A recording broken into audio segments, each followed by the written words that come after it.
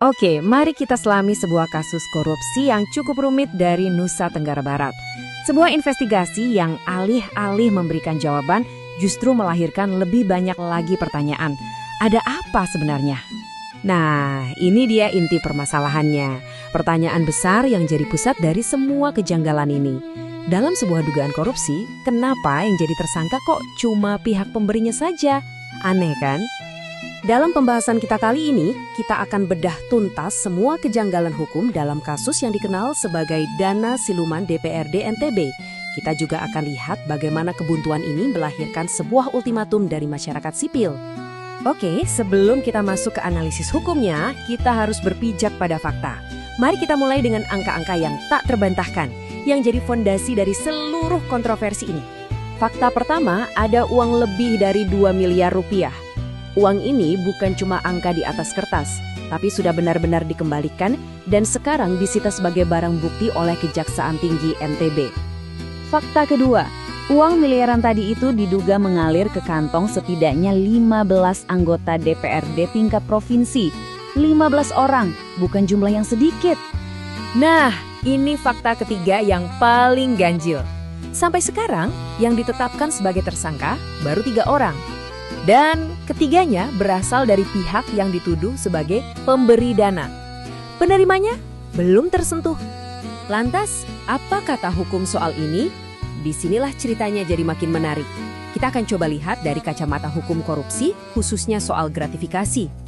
Jadi begini, secara hukum, kasus ini sangat berpotensi masuk ke dalam kategori gratifikasi. Artinya, ada pemberian yang terkait dengan jabatan. Pemberian ini akan dianggap suap kalau si penerima tidak melaporkannya ke KPK dalam waktu 30 hari. Simpel kan? Sekarang coba Anda lihat perbandingan ini. Jelas sekali kontrasnya. Di satu sisi, pihak pemberi langsung dijerat dengan pasal 5 Undang-Undang Tipikor dan statusnya sudah jadi tersangka. Di sisi lain, pihak penerima yang sangat berpotensi melanggar pasal 12B, statusnya sampai sekarang belum diproses. Ini yang jadi pertanyaan besar.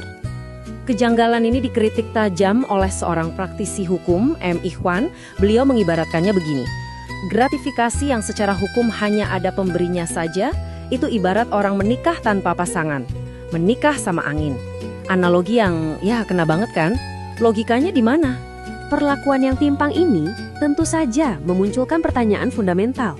Apakah asas kesetaraan di hadapan hukum atau equality before the law benar-benar ditegakkan dalam kasus ini? Nah, di tengah ambiguitas dan kebuntuan hukum inilah muncul suara kritis dari masyarakat sipil. Sebuah organisasi terkemuka, Sasaka Nusantara, memutuskan untuk tidak tinggal diam. Di bawah pimpinan ketua umumnya, lalu Ibnu Hajar, Sasaka Nusantara tampil ke depan.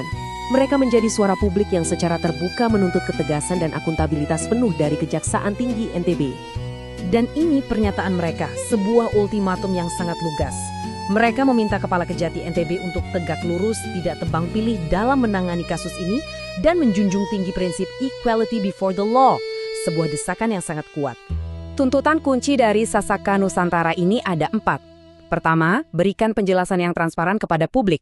Kedua, proses secara hukum semua pihak yang terlibat, termasuk ke-15 penerima dana itu. Ketiga, tuntaskan kasus ini tanpa pandang bulu. Dan yang terakhir, jelaskan secara gamblang status dari uang sitaan yang jumlahnya miliaran rupiah itu. Lalu bagaimana respons dari aparat penegak hukum? Mari kita lihat sikap resmi mereka dan bagaimana ini akan menentukan nasib kasus ini ke depannya. Oke, jadi posisi Kejaksaan Tinggi NTB saat ini adalah mereka akan menunggu. Menunggu apa? Menunggu fakta-fakta yang mungkin akan terungkap dalam persidangan 3 tersangka yang sudah ditetapkan sebelum mengambil langkah lebih lanjut terhadap para penerima. Tentu saja, sikap tunggu dan lihat ini menuai kritik. Para pengamat hukum berpendapat bahwa penantian ini sama saja dengan menunda esensi keadilan itu sendiri. Dan yang lebih parah, ini membiarkan konstruksi perkaranya menjadi tidak utuh.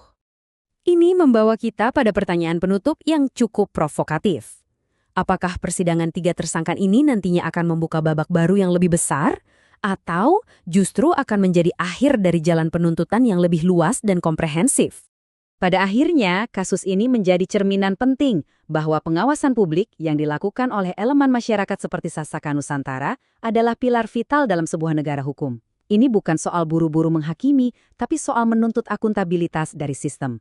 Nasib kasus ini, mau tidak mau, akan menjadi potret wajah keadilan kita.